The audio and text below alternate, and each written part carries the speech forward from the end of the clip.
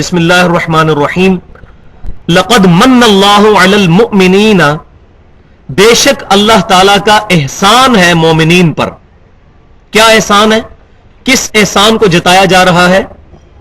اذ بعث فیہم رسولا، کہ اس نے ان میں مبعوث کیا ہے رسول صلی اللہ علیہ وسلم کو، من انفسہم، ان کی اپنی جانوں میں سے، یعنی آپ صلی اللہ علیہ وسلم کی جو بعثت ہوئی ہے عرب کے اندر، تو عرب کے اپنے لوگوں میں سے ہوئی ہے، تاکہ جب آپ صلی اللہ علیہ وسلم گفتگو فرمائیں تو آپ صلی اللہ علیہ وسلم اور ان لوگوں کے درمیان کوئی کمیونیکیشن گیپ نہ آئے، ورنہ اگر بات کرنے والا عربی ہو اور سننے والے اجمی ہوں تو ظاہر ہے کہ وہ دعوت پہنچانے کا حق ادا نہیں ہو سکتا۔ تو آپ صلی اللہ علیہ وسلم کو اللہ تعالیٰ نے عربیوں میں ہی مبعوث فرمایا تاکہ آپ صلی اللہ علیہ وسلم کی بات ان کو آسانی سے سمجھ آ جائے۔ یتلو علیہم آیاتہ، اور ان کا منصب کیا ہے، ڈیوٹی کیا ہے آپ صلی اللہ علیہ وسلم کی؟ وہ تلاوت کرتے ہیں ان پر اللہ کی آیات یعنی قرآن پاک، وَيُزَكِّيهِمْ، اور قرآن پڑھنے کی وجہ سے ان کے دلوں کو پاک کرتے ہیں۔ ابھی تو ترجمہ کروں گا، اس کے بعد میں ڈیٹیل میں اس آیت میں جاؤں گا۔ وَيُعَلِّمُهُمُ الْكِتَابَ وَالْحِكْمَةَ، اور جب بنیادی طور پر دلوں کی طہارت اچیو ہو جاتی ہے تو اس کے بعد آپ صلی اللہ علیہ وسلم ان کو الکتاب سکھاتے ہیں اور الحکمہ، حکمت بھی سکھاتے ہیں۔ وَإِن كَانُوا مِن قَبْلُ لَفِي ضَلَالٍ مُبِينٍ، اور اس سے پہلے یہ لوگ کھلی گمراہی میں تھے، یعنی آپ صلی اللہ علیہ وسلم کے ان میں تشریف لانے سے پہلے یہ لوگ کھلی گمراہی میں تھے۔ اس آیت کے اوپر کم از کم بھی میرا خیال ہے 20-25 منٹ کی مجھے گفتگو کرنی ہے آج۔ اس آیت مبارکہ کے اندر کل 7 چیزیں بیان ہوئی ہیں، کیونکہ یہ اہم ترین آیت ہے اس لیے میں اس پہ زیادہ ٹائم لگاؤں گا۔ جیسے پہلے سورہ آل عمران میں یہ آیت گزری تھی کہ اللہ تبارک و تعالیٰ اور اس کے محبوب صلی اللہ علیہ وسلم کی اطاعت اور اتباع کے حوالے سے قُلْ إِن كُنتُمْ تُحِبُّونَ اللَّهَ فَاتَّبِعُونِي يُحْبِبْكُمُ اللَّهُ، تو اس میں میں نے تقریباً پونا گھنٹہ گفتگو کی تھی اور اس میں جو غلط چیزیں ہیں ان کا رد کیا تھا۔ تو آج بھی اس آیت کے حوالے سے بہت امپورٹنٹ ترین گفتگو میں نے کرنی ہے۔ اس میں جو 7 باتیں بیان ہوئی ہیں ان میں پہلی چیز یہ ہے کہ اللہ تعالیٰ نے امام کائنات سید الاولین والآخرین شفیع المذنبین رحمت للعالمین سیدنا و مولانا امام اعظم محمد رسول اللہ صلی اللہ علیہ وسلم کو دنیا میں مبعوث فرما کر بھیج کر انسانوں پر اور خصوصاً مومنین پر احسان فرمایا ہے۔ اللہ تعالیٰ کا سب سے بڑا احسان مسلمانوں پر بلکہ ساری انسانیت پر امام کائنات صلی اللہ علیہ وسلم کا دنیا میں تشریف لانا ہے، جس کا کلائمیکس وہ سورہ الانبیاء کی آیت نمبر 107 ہے، وَمَا أَرْسَلْنَاكَ إِلَّا رَحْمَةً لِّلْعَالَمِينَ، اور ہم نے نہیں بھیجا ہے آپ صلی اللہ علیہ وسلم کو مگر رحمت بنا کر تمام جہانوں کے لیے۔ تو پہلی چیز اس آیت کے اندر یہ۔ دوسری چیز کہ آپ صلی اللہ علیہ وسلم عرب کے لوگوں میں ہی پیدا ہوئے، آپ کی بھی مدر ٹنگ جو تھی وہ عربی تھی۔ آپ صلی اللہ علیہ وسلم اور آپ کے جو آڈینس تھے ان کے درمیان کمیونیکیشن کا کوئی گیپ نہیں تھا عربی زبان کی وجہ سے، کیونکہ آپ صلی اللہ علیہ وسلم کی بعثت خاصہ عرب کے لوگوں کے لیے ہوئی ہے اور بعثت عامہ کے اعتبار سے پوری انسانیت کے لیے۔ وَمَا أَرْسَلْنَاكَ إِلَّا كَافَّةً لِّلنَّاسِ بَشِيرًا وَنَذِيرًا، اے محبوب صلی اللہ علیہ وسلم ہم نے آپ کو نہیں بھیجا مگر ساری انسانیت کے لیے ڈر سنانے والا اور خوشخبری سنانے والا۔ لیکن آپ کی جو اسپیسیفک بعثت ہوئی ہے وہ ہوئی ہے عرب کے لوگوں کے اندر۔ اسی لیے سورہ التوبہ کے اندر آیا ہے کہ اگر عرب کے لوگ ایمان نہیں لائیں گے تو 4 مہینے کا الٹیمیٹم ہے، عرب چھوڑ کر چلے جائیں، ادروائز جہاں پائے جائیں گے قتل کیے جائیں گے۔ جیسا کہ پرانی امتوں میں جب نبیوں کی دعوت کوئی امت قبول نہیں کرتی تھی تو اللہ تعالیٰ ان کو ہلاک کر دیتا تھا۔ تو نبی صلی اللہ علیہ وسلم کے معاملے میں ایسی نوبت ہی نہیں آئی، اناؤنسمنٹ ہوئی کہ 4 مہینے کے اندر مکہ چھوڑ جاؤ فتح مکہ کے بعد، لیکن الحمدللہ اکثریت نے اسلام قبول کر ہی لیا، یہاں تک نوبت ہی نہیں آئی۔ آپ صلی اللہ علیہ وسلم کی بعثت خاصہ ہوئی ہے عرب کے لوگوں کی طرف، اور بعثت عامہ ان جنرل پوری کی پوری انسانیت کے لیے، قیامت تک آنے والے آخری انسان کے لیے. تو کمیونیکیشن گیپ کوئی نہیں. اور تیسری اہم ترین چیز کہ پروفٹ صلی اللہ علیہ وسلم کا آلہ دعوت، انسٹرومنٹ آف کمیونیکیشن کیا ہے؟ قرآن، القرآن. یہ آپ صلی اللہ علیہ وسلم کا وہ انسٹرومنٹ ہے جس کے ذریعے آپ صلی اللہ علیہ وسلم لوگوں کو اللہ کی طرف بلائیں گے. اور ظاہر ہے کہ اگر آپ صلی اللہ علیہ وسلم کو اللہ کی طرف بلانے کے لیے القرآن کی ضرورت ہے تو ہمیں تو زیادہ ضرورت ہے. تو آج بھی اگر کسی نے امت کو اللہ تعالی تک راستہ دکھانا ہے یا نبی صلی اللہ علیہ وسلم کے مبارک نقش قدم تک پہنچانا ہے تو القرآن کے ذریعے. دی اونلی انسٹرومنٹ آف دعویٰ از قرآن. قرآن is the textbook of Muslims.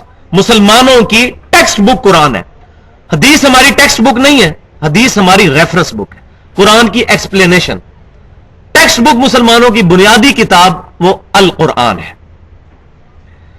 تو اس اعلی دعوت کے اوپر میں بڑے عرصے سے سوچ رہا تھا کہ میں ڈیٹیل سے گفتگو کروں، اگرچہ پچھلی دفعہ 1431 ہجری میں 9 ذی الحجہ یوم عرفہ کے دن ہم نے ایک لیکچر ریکارڈ کروایا تھا دعوت قرآن والا، وہ بھی پڑا ہوا ہے یوٹیوب کے اوپر. اس میں نے ڈیٹیل سے چیزیں ایڈریس کی تھیں. کچھ چیزیں اس میں بھی ایڈریس نہیں ہوئی تھیں جو میں آج ایڈریس کروں گا اس انسٹرومنٹ آف دعوت کے اعتبار سے. اور اس وقت امت کا سب سے بڑا مسئلہ یہ ہے کہ دعوت الی القرآن نہیں رہی. اور بدقسمتی سے جتنی جماعتیں دعوت کا کام لے کر اٹھی ہیں وہ اپنے اپنے مولویوں کی کتابیں لے کر اٹھی ہیں، القرآن کو لے کر نہیں اٹھی. اور میں ابھی 5 آیات سے کم از کم اور 5 ہی صحیح احادیث کے ذریعے قرآن پاک کے دعوت کے اونلی انسٹرومنٹ ہونے کے اوپر انشاءاللہ گفتگو کروں گا. بسم اللہ الرحمن الرحیم. پہلی آیت ہے سورہ یونس میں، یا ایھا الناس، اے تمام انسانوں، قد جاءتکم موعظۃ من ربکم وشفاء لما فی الصدور وہدی ورحمۃ للمؤمنین. بے شک تمہارے پاس آ گیا، قد جاءتکم موعظۃ من ربکم، اللہ کی طرف سے واعظ، وشفاء لما فی الصدور، اور تمہارے دلوں کی بیماریوں کی شفا ہے اس کے اندر. دل کی بیماری سے مراد یہ ہارٹ اٹیک نہیں، دل کی بیماری سے مراد سب سے بڑا بیماری جو ہے اس پوری انسانیت کو وہ شرک کی بیماری ہے. شرک is the most sensitive issue in the sight of اللہ. تو یہ دل کی بیماریوں کا علاج ہے. اور دوسری بڑی بیماری دنیا پرستی، تو یہ دلوں کی بیماریوں کا علاج ہے. وَهُدًى وَرَحْمَةٌ لِّلْمُؤْمِنِينَ، اور ہدایت ہے اور رحمت ہے مومنین کے لیے. لیکن مومنین کا ذکر اینڈ پر آیا ہے. یہ تمام سٹیجز گزارنے کے بعد رحمت خاصہ ہے قرآن پاک مومنین کے لیے.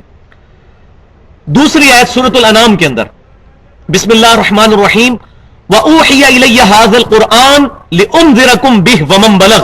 اے محبوب صلی اللہ علیہ وسلم، آپ فرما دیجئے کہ مجھے قرآن اللہ نے اس لیے وحی کیا ہے کہ اس قرآن کے ذریعے میں تمہیں بھی تبلیغ کر دوں، جس تک یہ قرآن پہنچ جائے وہ قرآن کے ذریعے تبلیغ کرے اور اس پر عمل کرے. اس سے بھی پتہ چل گیا کہ قرآن پاک از دی اونلی انسٹرومنٹ آف دعوت. دعوت کا واحد آلہ کار قرآن ہے.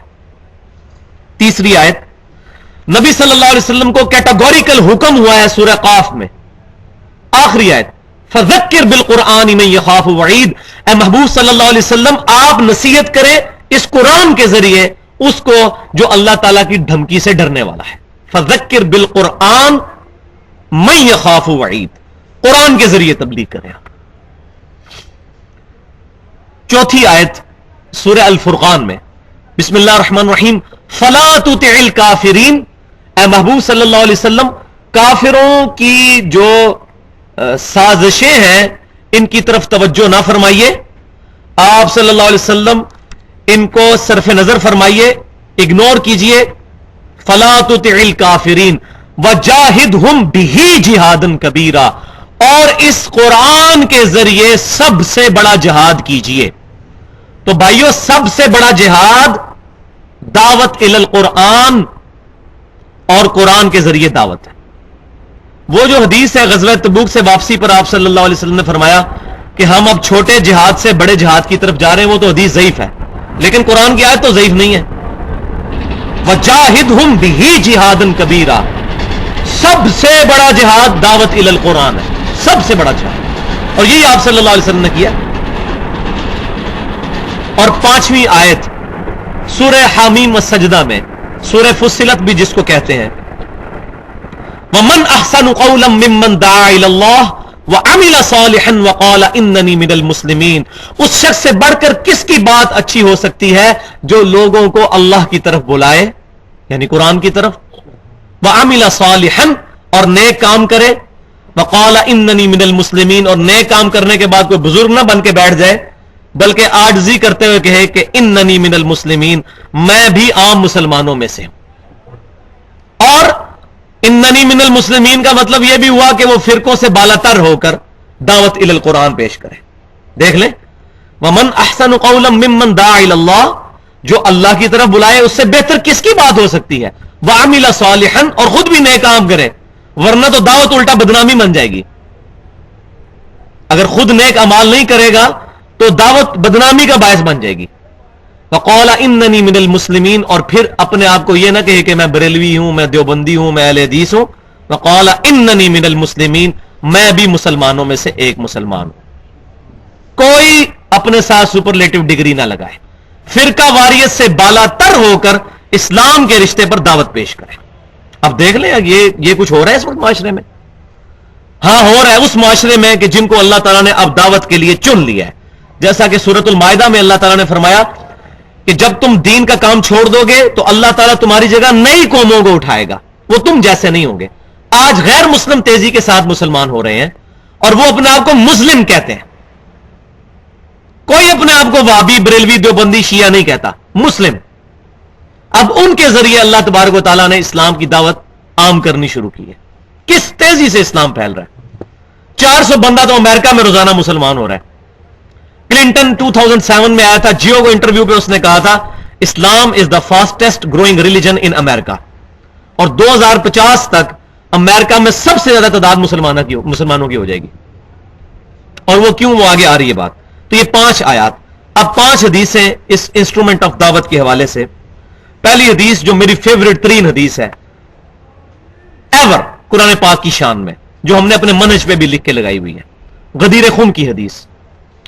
20 ذی الحجہ کو نبی صلی اللہ علیہ وسلم 10 ہجری میں حج کے بعد جب واپس آئے تو 20 ذی الحجہ کو مکے اور مدینے کے درمیان ایک جگہ ہے جس کو کہتے ہیں غدیر خم. اور یہ حدیث ایسی حدیث ہے جس پہ پورے کے پورے مسلمانوں کا اجماع ہے. شیعہ بھی اس حدیث کو مانتے ہیں، اہل سنت کے بھی تمام گروہ، بریلوی، دیوبندی، اہل حدیث سب مانتے ہیں اس حدیث کو. اس کو کہتے ہیں غدیر خم کی حدیث. غدیر خم وہ گاؤں تھا جہاں آپ صلی اللہ علیہ وسلم نے حج سے واپسی پر مکے اور مدینے کے درمیان ایک خطبہ دیا. یہ خطبہ صحیح مسلم میں کتاب الفضائل چیپٹر میں انٹرنیشنل نمبرنگ کے مطابق 6225، 6226، 6227 اور 6228 4 حدیثیں ہیں یکے بعد دیگرے صحیح مسلم کے اندر غدیر خم کی حدیثیں. زید بن ارقم رضی اللہ تعالیٰ عنہ سے آپ صلی اللہ علیہ وسلم نے ارشاد فرمایا، آپ کی گفتگو کا ذرا انداز دیکھ لیں. اے لوگوں آگاہ ہو جاؤ، میں بھی ایک انسان ہوں. قریب ہے کہ رب کا قاصد یعنی موت کا فرشتہ میرے پاس آئے اور میں اس کی دعوت قبول کر لوں. میں اپنے بعد 2 بھاری چیزیں تم میں چھوڑ کر جا رہا ہوں.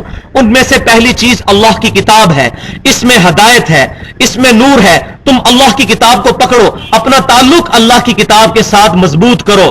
اللہ کی کتاب اللہ کی رسی ہے، جو اس کو پکڑے گا وہ ہدایت پر ہوگا، جو چھوڑ دے گا گمراہ ہو جائے گا. الفاظ میں ذرا غور کریں. اس منہج میں تو بھی آدھی حدیث لکھی ہے، ابھی جو نیکسٹ چھپ چکے ہیں ہمارا پرنٹڈ فارم میں بھی، اور نیکسٹ یہ بھی آ گیا، اس میں پوری حدیث لکھ دی ہے. پہلی چیز اللہ کی کتاب ہے، اس میں ہدایت ہے، اس میں نور ہے. تم اللہ کی کتاب کو پکڑو، اپنا تعلق اللہ کی کتاب کے ساتھ مضبوط کرو. اللہ کی کتاب اللہ کی رسی ہے، جو اللہ کی کتاب کو پکڑے گا وہ ہدایت پر ہوگا، جو اس کو چھوڑ دے گا گمراہ ہو جائے گا. وَلِعَوْذُ بِاللَّهِ تَعَالَى. اور دوسری چیز میرے اہل بیت ہیں، میں اپنے اہل بیت کے معاملے میں تمہیں اللہ سے ڈراتا ہوں، میں اپنے اہل بیت کے معاملے میں تمہیں اللہ سے ڈراتا ہوں. کیونکہ نبی صلی اللہ علیہ وسلم کو یہ غیبی خبر دے دی گئی تھی کہ آپ کی امت آپ کی وفات کے بعد آپ کے اہل بیت کے ساتھ برا سلوک کرے گی. لہذا جو لوگ بھی اہل بیت کے ساتھ ظلم میں شریک ہیں، سیدنا حسین کو ڈائریکٹلی قتل کرنے والے عبید اللہ ابن زیاد یا انڈائریکٹلی اس کو گورنر مقرر کرنے والا یزید بن معاویہ، ہم دونوں کا معاملہ اللہ کے سپرد کرتے ہیں. ہم ان سے کوئی محبت نہیں کرتے. ہم الحمدللہ حسینی ہیں، ہم اہل بیت کے ساتھ ہیں، ہم یزیدی نہیں ہیں. تو یہ پہلی حدیث غدیر خم کی. دوسری حدیث اسی کانٹیکسٹ میں وہ صحیح بخاری کے اندر موجود ہے.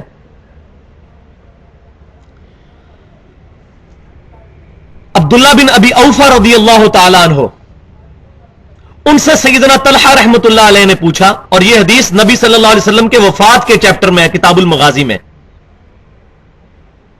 کہ یہ بتائیے کہ اللہ کے نبی صلی اللہ علیہ وسلم نے اپنا وصی کسی کو بنایا تھا، وصیت کیا گیا خلیفہ؟ تو آپ رضی اللہ تعالیٰ عنہ نے کیٹاگوریکل ڈینائی کرتے ہوئے فرمایا نہیں، نبی صلی اللہ علیہ وسلم نے اپنا خلیفہ کسی کو نہیں بنایا. البتہ آپ صلی اللہ علیہ وسلم نے ہمیں قرآن کے مطابق عمل کرتے رہنے کی وصیت فرمائی تھی. تو آپ صلی اللہ علیہ وسلم کا وصی قرآن ہے. سیدنا ابوبکر صدیق رضی اللہ تعالیٰ عنہ کو صحابہ کرام نے اجماع کے طور پر چنا تھا، ورنہ صحابہ کرام میں جو شروع میں اختلاف ہوا بخاری مسلم میں ملتا ہے. سعد بن عبادہ رضی اللہ تعالیٰ عنہ نے اپنی بیعت لینی شروع کر دی، انہوں نے اناؤنسمنٹ کی کہ میری بیعت کی جائے. تو اگر نبی صلی اللہ علیہ وسلم نے واضح طور پر اعلان فرمایا ہوتا، کسی صحابی کی ضرورت ہی نہ ہوتی کہ سیدنا ابوبکر صدیق کے خلاف کرتا. صحیح مسلم میں حدیث ہے، اما عائشہ رضی اللہ تعالیٰ عنہ سے پوچھا گیا بتائیے اگر اللہ کے نبی کسی کو خلیفہ بناتے تو کس کو بنا کر جاتے؟ تو آپ رضی اللہ تعالیٰ عنہ نے فرمایا کہ میرا خیال ہے کہ ابو بکر کو بنا کے جاتے، لیکن بنایا نہیں ہے. صحیح بخاری میں کتاب المغازی میں نبی صلی اللہ علیہ وسلم کی وفات کے چیپٹر میں حدیث موجود ہے کہ سیدہ عائشہ کو کسی نے کہا کہ نبی صلی اللہ علیہ وسلم نے تو حضرت علی کو خلیفہ بنایا تھا. تو آپ رضی اللہ تعالیٰ عنہ نے کہا نبی صلی اللہ علیہ وسلم نے اپنا خلیفہ کسی کو نہیں بنایا تھا. صحیح بخاری میں موجود ہے، سیدنا عمر رضی اللہ تعالیٰ عنہ نے اپنی شہادت کے دن فرمایا اگر میں خلیفہ مقرر کرتا ہوں تو میں اس شخص کی سنت پر عمل کرتا ہوں جو مجھ سے بہتر ہے، یعنی ابو بکر رضی اللہ تعالیٰ عنہ، اور اگر میں اپنا خلیفہ کسی کو نہیں بناتا تو میں اس کی سنت پہ عمل کرتا ہوں جو ابو بکر سے بھی بہتر ہے. تو صحابہ کہتے ہیں ہم سمجھ گئے کہ سیدنا عمر حضور صلی اللہ علیہ وسلم کی سنت پر عمل کرتے ہوئے اپنا خلیفہ کسی کو نہیں بنائیں گے. یہ تینوں حدیثیں میں نے اس لیے بتائیں کہ عمر اہل سنت میں بھی بعض لوگوں کو یہ باتیں نہیں پتا، تو ان کے پیٹ میں درد شروع ہو جاتی ہے کہ یہ اس نے کیا کہہ دیا کہ سیدنا ابوبکر صدیق رضی اللہ تعالیٰ عنہ کو نبی صلی اللہ علیہ وسلم نے خلیفہ نہیں بنایا. تو نہیں بنایا بھائی، نمازیں پڑھانا اس چیز کی دلیل نہیں ہے. صحیح بخاری میں اگر یہ حدیث ہے کہ حضور کے بیماری کے ایام میں سیدنا ابوبکر نے نمازیں پڑھائی، تو مسند امام احمد اور جامعہ ترمذی میں یہ حدیث ہے کہ نبی صلی اللہ علیہ وسلم نے فرمایا علی کو کہو نماز پڑھائے، علی کے علاوہ سارے دروازے بند کر دو. تو حضور کی بیماری کے دنوں میں سیدنا علی نے بھی نمازیں پڑھائی ہیں اور سیدنا ابوبکر نے بھی پڑھائی ہیں. لہٰذا یہ کوئی ڈائریکٹلی دلیل نہیں ہے ان کو وصی بنانے کی. تو یہ میں نے تھوڑی علمی گفتگو کی اس حوالے سے. تو نبی صلی اللہ علیہ وسلم کا وصی ہے قرآن، القرآن، اور یہ لاجیکل ہے. پروفٹ صلی اللہ علیہ وسلم معصوم تھے، معصوم کا جانشین معصوم ہی ہو سکتا ہے، صحابی معصوم تو نہیں ہے. اہل سنت کا اجماعی عقیدہ ہے کہ انبیاء کرام کے علاوہ کوئی شخص معصوم نہیں ہے، کوئی بھی ہو. تو نبی صلی اللہ علیہ وسلم جس کو خلیفہ بنا کے جاتے اس کے لیے لازمی تھا کہ وہ معصوم ہوتا. تو آپ صلی اللہ علیہ وسلم نے اسی لیے القرآن کو اپنا وصی بنایا جو معصوم ہے، جس میں غلطی نہیں ہے. انا نحن نزلنا الذکر وانا له لحافظون. اس القرآن الذکر کو ہم نے یاد دہانی کو نازل کیا، ہم اس کی حفاظت فرمانے والے ہیں. اور تیسری حدیث بخاری اور مسلم کی متفق علیہ حدیث ہے. امام کائنات صلی اللہ علیہ وسلم نے فرمایا فضائل قرآن کے چیپٹر میں کہ تمام نبیوں پر ایمان لانے والے لوگوں کی تعداد ڈپینڈ کرتی ہے اس نبی کو دیے گئے معجزے پر. مجھے اللہ تعالیٰ نے سب سے بڑا معجزہ القرآن دیا ہے. میں اللہ سے امید کرتا ہوں سب سے زیادہ جنت میں جانے والے امتی میری امت سے ہوں گے، کیونکہ میرا معجزہ سب سے بڑا ہے. آج سیدنا موسیٰ علیہ السلام کا عصا مجھے مل جائے یا آپ کو مل جائے یا امام کعبہ کو مل جائے، وہ سانپ بن سکتا ہے؟ لیکن یہ القرآن صحابہ کرام کے پاس بھی معجزہ، ہمارے پاس بھی معجزہ، قیامت تک آنے والے آخری انسان کے ہاتھ میں معجزہ، مسلمان نہیں انسان. پلین ٹروتھ میگزین ہے امریکہ کا، جس کے فگرز ہیں کہ 11 ستمبر 2001 کے بعد 9 مہینے میں 40,000 امریکنز نے قرآن کا ترجمہ انگریزی میں پڑھ کے اسلام قبول کیا. 36,000 امریکنز نے 9 महीने में। तो उन्होंने किसी मौलवी से तो नहीं पढ़ा, अंग्रेजी में तर्जुमा पढ़ा। लेकिन पाकिस्तान का मौलवी कहता है इल्ला माशाअल्लाह, कुरान हदीस डायरेक्ट ना पढ़ो गुमराह हो जाओगे। कोई कुरान हदीस पढ़ेंगे तो जाहिर है उनके नजरियात के खिलाफ चलेंगे, कैसा पढ़ने देंगे? उन मौलवियों, उन अंग्रेजों ने को मौलवियों की तकरीरें तो नहीं सुनी, मौलवियों की तकरीरें तो मुसलमान नहीं सुनते कुरान का तर्जुमा अंग्रेजी में पढ़ के। लिहाजा वो जो हदीस के मेरा मौजज़ा सबसे बड़ा है, मुझ पे ईमान लाने वाले भी सबसे ज्यादा होंगे, बुखारी और मुस्लिम की मुत्तफक़ुन अलैह हदीस है कि आधे जन्नती नबी सल्लल्लाहु अलैहि वसल्लम की उम्मत से होंगे, आधे जन्नती कम अज कम, इस अल कुरान मौजज़े की वजह से। और चौथी हदीस जो सही मुस्लिम में मौजूद है, किताब तहारा चैप्टर में, नबी सल्लल्लाहु अलैहि वसल्लम ने फरमाया, बहुत सख्त अल्फाज है, अल कुरान हुज्जतुल लका औ अलैका, कुरान या तेरे हक में हुज्जत है या तेरे खिलाफ हुज्जत है, तीसरी बात कोई नहीं है। या कुरान तेरे हक में हुज्जत है या तेरे खिलाफ हुज्जत है। अब जिसको कुरान की कोई आयत पढ़ के तकलीफ हो रही है तो समझ ले कुरान उसके खिलाफ हुज्जत बन गया, वो अपने आप को कुरान के मुताबिक कर ले। अब किसी को इस आयत से तकलीफ होती है, इय्याका नअबुदु व इय्याका नस्तईन, ऐ अल्लाह हम सिर्फ तेरी इबादत करेंगे और गायब में मदद के लिए सिर्फ तुझी को पुकारेंगे, या अली मदद नहीं कहेंगे, या गौसे आजम दस्तगीर नहीं कहेंगे। अगर किसी को इस आयत से यह तकलीफ हो रही है तो समझ ले कुरान उसके खिलाफ हुज्जत बन गया, माअज़ल्लाह। अब वो अपने आप को कुरान के मुताबिक कर ले। इसी तरीके से अगर किसी को इस आयत से तकलीफ होती है कि वातसिमू बिहब्लिल्लाहि जमीअन वला तफर्रकू, अल्लाह की रस्सी कुरान को मजबूती से थाम लो और आपस में फिरकों में मत बंटो, और उसका दिल करता नहीं मैं फिरके का नाम लिखूं मस्जिद के बाहर, यह कुरान में क्यों आयत आ गई कि फिरकों में मत बंटो, और अब उसको तकलीफ शुरू हो जाती है तो समझ ले कुरान उसके खिलाफ हुज्जत बन गया। या इन्नल्लज़ीना फर्रक़ू दीनहुम व कानू शियअन लस्ता मिनहुम फी शै, ऐ महबूब सल्लल्लाहु अलैहि वसल्लम बेशक जिन्होंने दीन में फिरके बनाए और अपने आप को ग्रोहों में बांट लिया वो आपका उम्मती नहीं हो सकता सल्लल्लाहु अलैहि वसल्लम। इसके बाद किसी को यह तकलीफ हो जाए कि यह आयत क्यों कुरान के अंदर आ गई, मैंने तो मस्जिद के बाद बरेलवी, देवबंदी, वहाबी, अहले हदीस, शिया लिखना था, तो यह कुरान में आयत क्यों आ गई कि जिन्होंने फिरके बनाए उनका रसूलुल्लाह से ताल्लुक ही कोई नहीं है, तो अब कुरान उसके खिलाफ हुज्जत हो गया। और जिसको तकलीफ नहीं हुई, खुशी हुई, कुरान उसके हक में हुज्जत हो गया। अल कुरान हुज्जतुल लका औ अलैका, कुरान या तेरे हक में हुज्जत या तेरे खिलाफ हुज्जत। और आखिरी हदीस सही मुस्लिम की सख्त तरीन हदीस, नबी सल्लल्लाहु अलैहि वसल्लम ने फरमाया, अल्लाह ताला इस किताब के जरिए कौमों को उरूज बख्शेगा और इस किताब के जरिए कौमों को जलील कर देगा। जो इस किताब को छोड़ेंगे वो जलील होंगे। और इस वक्त मुसलमानों की प्रैक्टिकल हालत इस कुरान को छोड़ने की वजह से, किसी ने फजाइल अमाल पकड़ा दी हुई है, किसी ने फजाने सुन्नत पकड़ा दी हुई है, किसी ने जनाब वो अर्रहीकुल मख्तूम पकड़ा दी हुई है, अपने अपने मौलवियों की किताबें बांटी हुई है, आप ये पढ़ें जी इसमें से दर्स दें। अल कुरान पीठ के पीछे। और ये याद रखें क़यामत वाले दिन नबी सल्लल्लाहु अलैहि वसल्लम ने शिकायत करनी है। सूरह अल फुरकान आयत नंबर 30 पारा नंबर 19 पहला पेज, वक़ाल रसूल या रब्बी इन्न कौम इत्तखज़ू हाज़ल कुरान महजूरा। क़यामत वाले दिन नबी सल्लल्लाहु अलैहि वसल्लम शिकायत करेंगे कि ऐ अल्लाह मेरी कौम ने, मेरी उम्मत ने कुरान को पीठ के पीछे डाल दिया था। अब जिसकी शिकायत इमाम कायनात सल्लल्लाहु अलैहि वसल्लम ने की, उसकी शिफात किसने करनी है? या रब्बी इन्न कौम इत्तखज़ू हाज़ल कुरान महजूरा। और ये माजी के सीगे के साथ है। कुरान पाक में जितनी चीजें माजी के सीगे से आती हैं मुस्तकबिल की, उसका मतलब होता है डेफिनेट, समझो ये हो चुका, ये माना है इसका। माजी के सीगे के साथ है कि रसूलुल्लाह सल्लल्लाहु अलैहि वसल्लम ने शिकायत की कि अल्लाह मेरी कौम ने कुरान को पीठ के पीछे डाल दिया था। ये ए तर्जुमा लफ्जी ये है, लेकिन क़यामत का नक्शा खींचा है कि समझो ये हो चुका। जिस तरह माजी का डेफिनेट होता है कि ये हो चुका, तो समझो मुस्तकबिल में भी ये हो चुका कि रसूलुल्लाह सल्लल्लाहु अलैहि वसल्लम शिकायत लगाएंगी। वलियाज़ु बिल्लाहि ताला। चौथी चीज जो इस आयत में आई थी वो ये थी, यतलू अलैहिम आयातिही व युज़क्कीहिम। नबी सल्लल्लाहु अलैहि वसल्लम आयतें तलावत करते हैं इन पर कुरान की, व युज़क्कीहिम, और इनका तज़किया करते हैं। तज़किया क्या है? कुरान पाक बेहतरीन वाज, कुरान पाक बेहतरीन बयान, कुरान पाक बेहतरीन नसीहत। तो जब कुरान सुनते थे मुशरिकीन अरब तो उनके दिल इसकी तरफ अट्रैक्ट होते थे। इसके डेफिनेट होने की वजह से। तो इनिशियली दिल साफ होता था, और इनिशियली जब दिल साफ हो और कुरान पाक के दलाइल अंदर के जो हमारे अंदर आयात साइंस अल्लाह ताला की मौजूद है, जो नेचुरल चीजें अल्लाह ताला ने इंस्टिंक्ट में इंसान की रख दी हैं, जिसमें मैं काफी दफा डिटेल से बोल चुका हूं।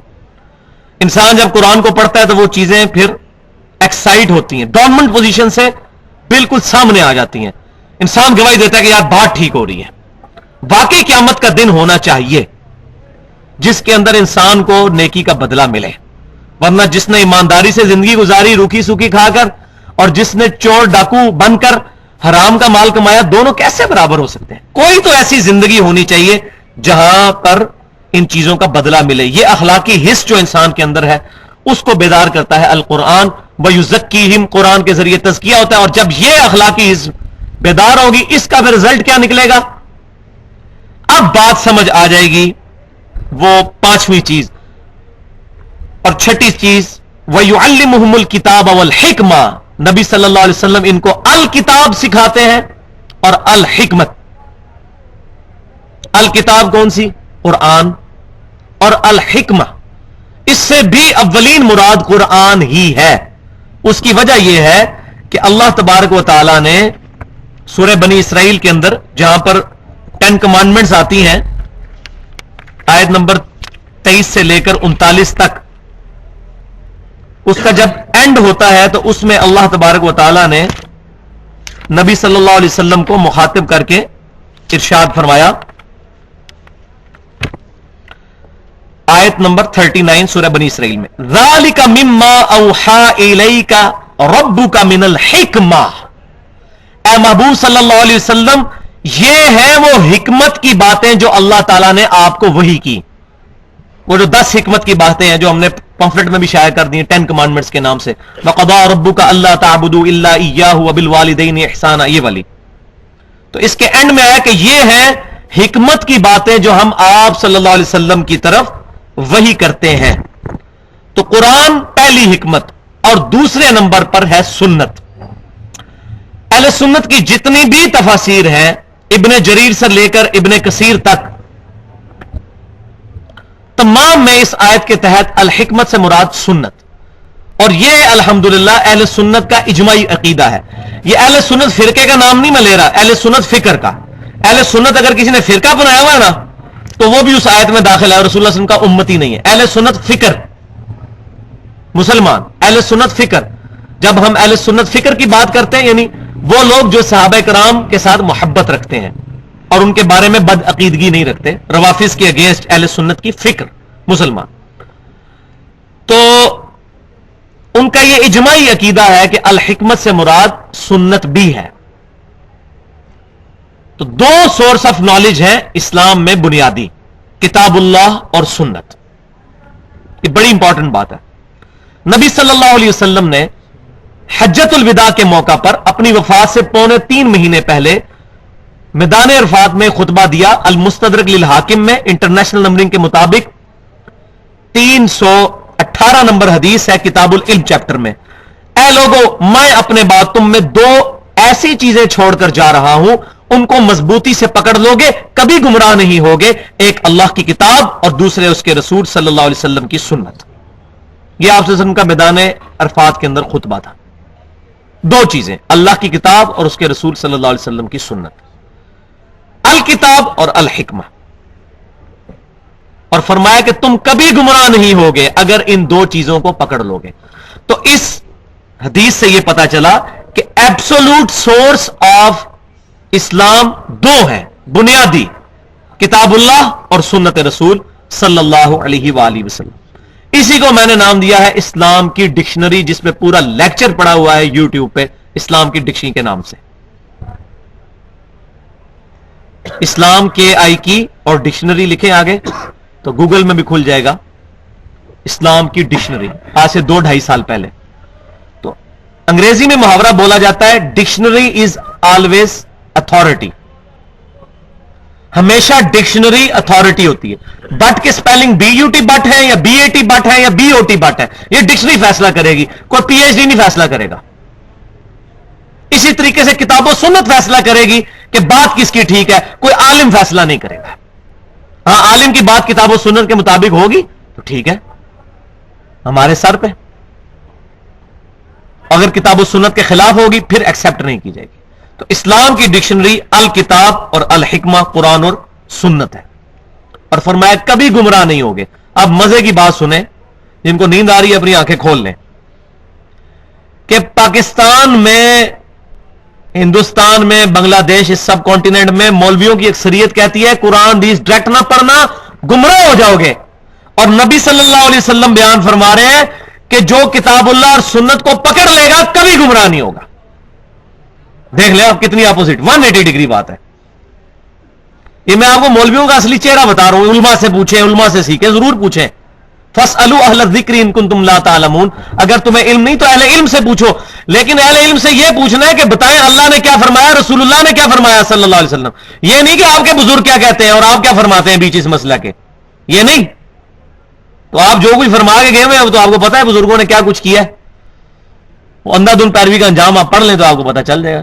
اپنے ناموں کے کلمے پڑھوائے ہوئے، کسی نے پڑھوایا لا الہ الا اللہ اشرف علی تھانوی رسول اللہ، کسی نے پڑھایا لا الہ الا اللہ چشتی رسول اللہ، کسی نے پڑھایا لا الہ الا اللہ شبلی رسول اللہ. تو آپ بزرگوں سے پوچھیں گے تو پھر یہی ملے گا. اور بخاری مسلم میں حدیث ہے متفق علیہ، اسلام کی بنیاد 5 چیزوں پر ہے. پہلی چیز ہے کہ تم گواہی دو لا الہ الا اللہ وان محمد رسول اللہ صلی اللہ علیہ وسلم. بنیاد یہ ٹا کے رکھ دی ہے. تو یہ 2 چیزیں ہیں بنیادی. اور آخری بات جو اس آیت میں آئی تھی وَإِن كَانُوا مِن قَبْلُ لَفِي ضَلَالٍ مُبِينٍ، کتاب و سنت کے آنے سے پہلے اور ہمارے محبوب صلی اللہ علیہ وسلم کے تشریف لانے سے پہلے تم کھلی گمراہی میں تھے. کس کو کہا جا رہا ہے؟ صحابہ کرام. تو آج بھی کتاب و سنت ہماری زندگی میں نہیں آئے گی، ہم کھلی گمراہی میں ہیں. سیدھی سی بات ہے، 2 + 2 4 کے برابر. راکٹ سائنس نہیں ہے. صحابہ کرام کو کہا جا رہا ہے کہ نبی صلی اللہ علیہ وسلم اور اللہ کی کتاب اور آپ کی سنت کے آنے سے پہلے تم کھلی گمراہی میں تھے. آج بھی مسلمان یا انسانیت اس کو اڈاپٹ کرنے کے بغیر کھلی گمراہی میں ہے. اور وہ آپ صلی اللہ علیہ وسلم کی صحیح مسلم میں حدیث ہے. آپ صلی اللہ علیہ وسلم جب بھی جمعے کا خطبہ دیا کرتے، کتاب الجمعہ چیپٹر صحیح مسلم میں، آپ صلی اللہ علیہ وسلم جابر بن عبداللہ رضی اللہ تعالیٰ عنہ کہتے ہیں، ارشاد فرمایا کرتے، حمد و صلات کے بعد آپ فرماتے اما بعد فإن خیر الحدیث کتاب اللہ، جو میں نے خطبہ پڑھا یہ صحیح مسلم میں حدیث ہے. آگاہ ہو جاؤ کہ سب سے بہترین کلام اللہ کی کتاب ہے. وخیر الہدی ہدی محمد صلی اللہ علیہ وسلم، اور ہدایت یافتہ راستہ محمد صلی اللہ علیہ وسلم کا ہے. وہی 2 باتیں کتاب اور سنت. وشر الامور محدثاتها، بدترین کام وہ ہیں جو دین میں نئے جاری کیے جائیں. وَكُلَّ مُحْدَثَةٍ بِدْعَةٍ، تمام نئے جاری شدہ کام دین کے اندر، دنیا میں نہیں، دین کے کاموں میں وہ گمراہیاں ہیں. وَكُلَّ بِدْعَةٍ ضَلَالَةٍ، وہ بدعتیں ہیں اور تمام بدعتیں گمراہیاں ہیں. وَكُلَّ ضَلَالَةٍ فِي النَّارِ، اور تمام گمراہیاں دوزخ میں لے جانے والی ہیں. مسند امام احمد اور سنن نسائی میں بھی یہ موجود ہے حدیث. یہاں بھی 2 باتیں کہ اس کے بعد گمراہی ہے کتاب اور سنت کو چھوڑ کر. لیکن یہاں ایک میں بات ایڈریس کر دوں کہ کتاب اور سنت میں اب جو چیز بھی آئے گی وہ کتاب و سنت کی طرح ماننی ہوگی. تو مسلمانوں کے 2 سورسز اور ہیں جو کتاب و سنت سے ڈیرائیوڈ ہے، ایبسولوٹ نہیں، ڈیرائیوڈ. وہ ہے اجماع امت اور اجتہاد یا قیاس. بنیادی چیزیں 2 ہی ہیں اور اس سے ریلیٹو ڈیرائیوڈ چیزیں 2 اور ہیں جو ہم نے منہج پہ لکھ بھی دی.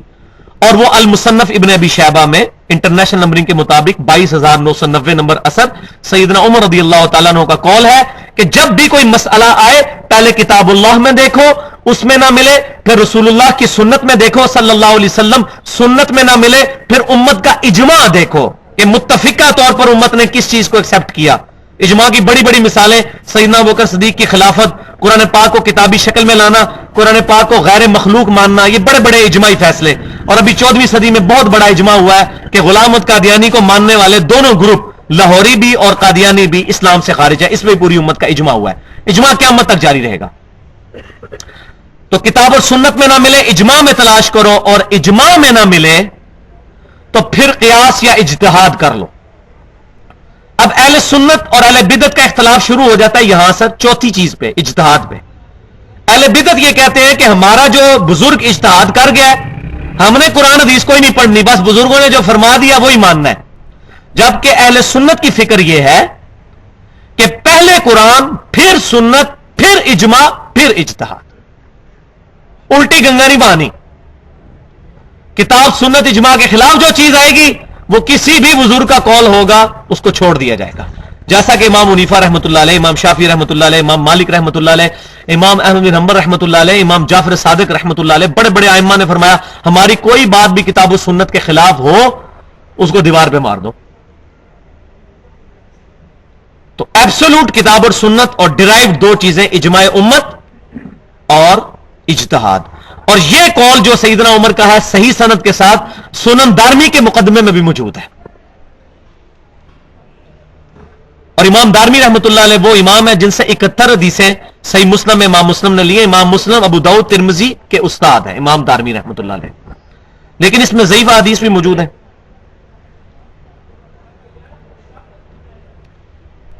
اب آخر میں اسی آیت کے کانٹیکسٹ میں حدیث کی کتابوں کے اوپر تھوڑی سی گفتگو میں ضروری سمجھ رہا ہوں. قرآن و حدیث تو ساری بات کرتے ہیں، لیکن وہ کون سی کتابیں ہیں جن پر امت کا اتفاق ہے قرآن کے بعد حدیث کی کتابوں پر؟ تو یہ بات یاد رکھیں، ہمارے سب کانٹیننٹ میں تینوں بھاری فرقے جو اپنے آپ کو اہل سنت و جماعت کہتے ہیں، بریلوی، دیوبندی اور اہل حدیث، تینوں مشترکہ طور پر جس پرسنالٹی پر متفق ہیں وہ شاہ ولی اللہ دہلوی رحمۃ اللہ علیہ المتوفی 1176 ہجری ہیں، جنہوں نے شورى آفاق تصنیف لکھی ہے حجت اللہ البالغہ، جس کے مقدمے میں انہوں نے لکھ دیا کہ میں نے آج تک جتنی باتیں اور جتنی کتابیں کتاب اللہ، سنت اور اجماع کے خلاف لکھی میں ان سے رجوع کرتا ہوں. شاہ ولی اللہ کی بڑی شرکیہ کتابیں بھی ہیں جو آج بدعتی فرقے اٹھائے پھرتے ہیں، انفاس العارفین اور اس طریقے سے باقی کتابیں، اور کہتے ہیں دیکھیں نہیں شاہ ولی اللہ بھی یہ کہتے تھے. ان ساری کتابوں سے شاہ ولی اللہ نے توبہ کر لی ہے. حجت اللہ البالغہ ان کی آخری کتاب ہے، تقریباً 1500 صفحوں پر مشتمل ہے، اس میں آپ پڑھ لیں. پہلے کتابوں میں انہوں نے لکھا ہے میں حنفی ہوں. حجت اللہ البالغہ میں انہوں نے لکھا ہے کہ امت میں 4تھی صدی میں سب سے بڑی بدعت یہ شروع ہوئی کہ لوگوں نے اماموں کی اندھی تقلید شروع کر دی. تو ان کو بھی سمجھ آتے ہوئے دیر لگی نا. بارے انڈیا پاکستان میں جو بندہ آنکھ کھولتا ہے وہ گمراہی میں ہی آنکھ کھولتا ہے، پھر بیچارہ جب کوئی بندہ پڑھنا شروع کرتا ہے تو پھر جا کے اس کو سمجھ آتی ہے. یہ تو اب کتابوں کے ترجمے ہو گئے ہیں، تو شاہ ولی اللہ تو 250-300 سال پہلے تو کسی کو تصور بھی نہیں تھا، بلکہ قرآن کا پہلا ترجمہ شاہ ولی اللہ دہلوی نے کیا ہے فارسی زبان کے اندر. 5 سال پھر جنگلوں میں چھپے رہے، لوگوں نے کہا اس نے قرآن ہی چینج کر دیا، اللہ نے عربی میں نازل کیا، اس نے فارسی میں کر دیا. تو انہوں نے دیکھا کہ لوگ ترجمہ پر قرآن عربی سیکھتے نہیں، تو انہوں نے کہا قرآن کو ہی پھر ترجمہ کر دیا جائے تاکہ کسی بہانے تو قرآن یہ پڑھیں. تو شاہ ولی اللہ دہلوی رحمۃ اللہ علیہ کی زندگی میں بھی بڑی فیزز آئی ہیں، جس طرح میری زندگی میں کئی فیزز آئی ہیں. تو یہ میں بہتر سمجھ سکتا ہوں کہ انسان ایوالو ہوتا ہے وقت کے ساتھ ساتھ، جب کتاب و سنت کا علم آتا چلا جاتا ہے تو انسان میں امپروومنٹ آتی. تو آخری کتاب ہے حجت اللہ البالغہ، اس میں انہوں نے لکھی ہے حدیث کی کتابوں کی کیٹیگری بتائی ہے، اور اس میں وہ بتاتے ہیں کہ یاد رکھو اہل علم محدثین کا کتابوں پر جن پر اعتماد ہے وہ 8 کتابیں ہیں حدیث کی. قرآن کے بعد حدیث کی 8 کتابیں ہیں جن پر اعتماد ہے.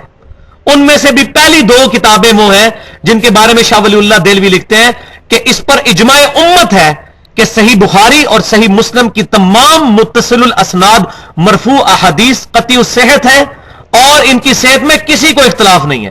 اور جو بخاری اور مسلم سے ہٹ کر کوئی اور راستہ اڈاپٹ کرے گا اس کا راستہ گمراہی پر مبنی ہے. شاہ ولی اللہ دہلوی نے تو یہ لکھا. احمد بریلوی صاحب نے روحوں کی دنیا کتاب میں لکھا ہے کہ جو بخاری اور مسلم کے مقابلے میں کسی اور کتاب سے حدیث اس کے مقابلے میں پیش کرتا ہے وہ جاہل ہے. اشری تھانوی صاحب بھی لکھتے ہیں کہ بخاری اور مسلم امت میں قرآن کے بعد سب سے افضل کتابیں، یعنی سارے لوگ مانتے ہیں اس بات کو. وہ 8 کتابیں کون سی ہیں اور وہ 8 کتابیں کب لکھی گئیں؟ اس مبارک دور میں جس کی نبی صلی اللہ علیہ وسلم نے سب سے بہترین ہونے کی پروفیسی فرمائی تھی. بخاری اور مسلم کی متفق علیہ حدیث ہے سب سے بہتر زمانہ میرا، پھر صحابہ کا، پھر تابعین کا، پھر تبع تابعین کا. اس کے بعد آپ صلی اللہ علیہ وسلم نے فرمایا جھوٹے لوگ پیدا ہوں گے، امانت میں خیانت کرنے والے لوگ پیدا ہوں گے. تو صحابہ، تابعین اور تبع تابعین یہ 300 سال کا عرصہ بنتا ہے، کیونکہ بخاری اور مسلم کی متفق علیہ حدیث ہے. آج متفق علیہ نہیں ہے، ہاں یہ والی حدیث متفق علیہ ہے کہ آج جو شخص زندہ ہے روئے عرض پہ 100 سال نہیں گزریں گے کہ اس پر قیامت قائم ہو جائے گی، یعنی اس کی موت آ جائے گی. اس پہ عبداللہ بن عمر کے کامنٹس ہیں صحیح مسلم کے اندر کہ آپ صلی اللہ علیہ وسلم نے یہ فرما دیا تھا کہ صحابہ کرام کا قرن کہتے ہیں عربی میں زمانے کو 100 سال کے اندر ختم ہو جائے گا. اور واقعی حضور صلی اللہ علیہ وسلم کی وفات ہوئی 11 ہجری میں, تو آپ سے تقریباً 100 سال کے بعد 110 ہجری میں ابو طفیل عامر بن واصلہ رضی اللہ تعالیٰ عنہ آخری صحابی فوت ہوئے ہیں. 3 ہجری میں پیدا ہوئے تھے اور 110 ہجری میں فوت ہوئے. تو پہلے 100 سال میں صحابہ سارے فوت ہو گئے, اگلے 100 سال میں تابعین, اس سے اگلے 100 سال میں تبع تابعین. پہلے 300 سال کے اندر یہ مبارک ترین مسلمانوں کا اور دنیاوی اعتبار سے بھی عروج کا دور تھا, مسلمانوں کا بھی اسلام کا بھی. اس کے بعد اسلام کا تو ڈاؤن فال شروع ہو گیا, لیکن مسلمانوں کا عروج 1000 سال تک چلا. یعنی دنیاوی طور پہ ان کو فتوحات ہوئی, لیکن اسلام پھر نیچے ہی آیا. مسلمان پھیلتے چلے گئے, بڑی بڑی سلطنتیں قائم ہو گئی. تو 300 سال. اور ہماری خوش نصیبی یہ ہے کہ ہماری حدیث کی ساری 8 قابل اعتماد کتابیں پہلے 300 سال میں لکھی گئی ہیں. حضور صلی اللہ علیہ وسلم کی وفات ہوئی 11 ہجری میں, 11 میں 300 سال جمع کریں تو 311 ہجری بنتا ہے. تمام مصنفین ان 8 کی 8 کتابوں کے 311 ہجری سے پہلے فوت ہو گئے تھے. یعنی یہ کتابیں پہلے 300 سال میں لکھی گئی, مبارک ترین دور میں.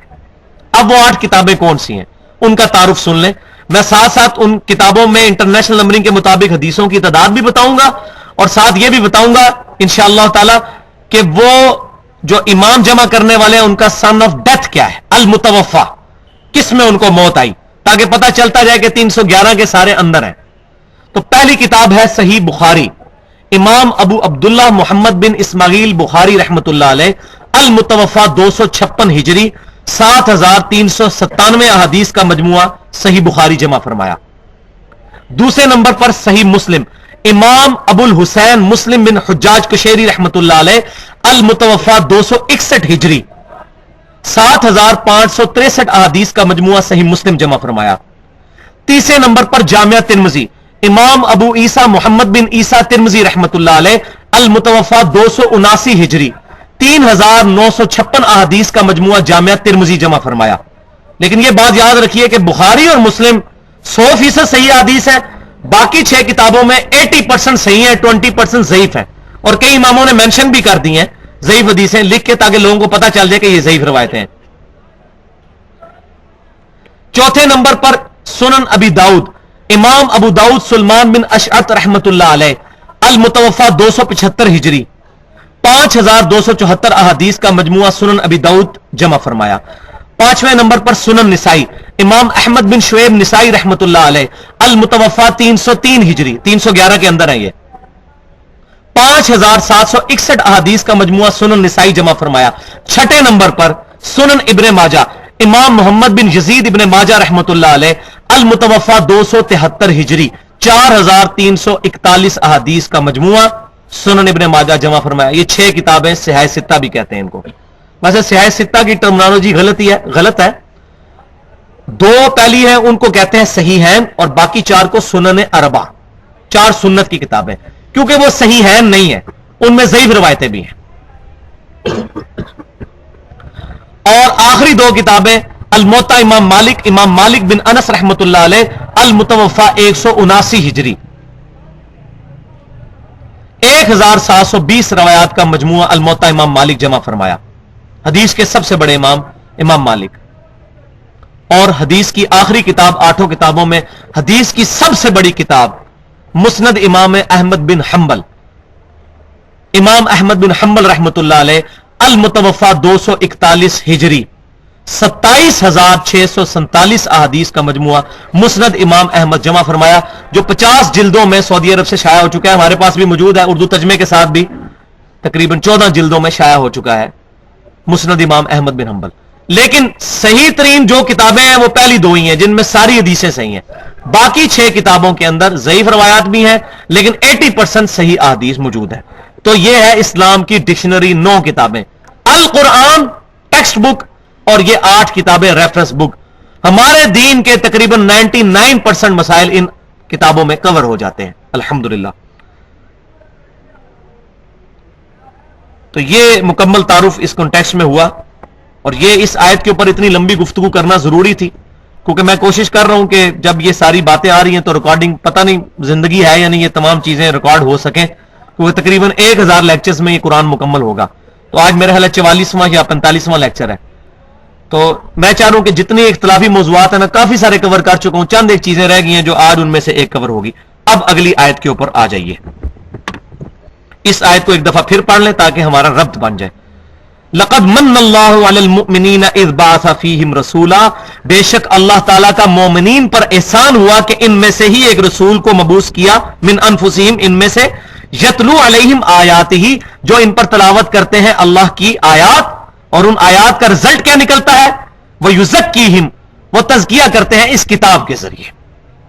تو تزکیہ نفس کتاب اللہ کے ذریعے ہوگا. یہ تصوف کے من گھڑت ضربے لگانے والے طریقوں سے نہیں ہوگا، کتاب اللہ سے ہوگا، سنت اذکار سے ہوگا. وَيُعَلِّمُهُمُ الْكِتَابَ وَالْحِكْمَةَ، اور تعلیم دیتے ہیں ان کو الکتاب قرآن کی اور الحکمہ قرآن اور سنت کی. وَإِن كَانُوا مِن قَبْلُ لَفِي ضَلَالٍ مُبِينٍ، اور اس سے پہلے یہ لوگ کھلی گمراہی میں تھے، کتاب اللہ اور سنت کے آنے سے پہلے، نبی صلی اللہ علیہ وسلم کے مبعوث ہونے سے پہلے. تو آپ صلی اللہ علیہ وسلم کی وجہ سے اللہ تعالیٰ نے کتاب اور سنت آپ صلی اللہ علیہ وسلم کے ذریعے عطا فرما کے لوگوں کو گمراہی سے نکالا.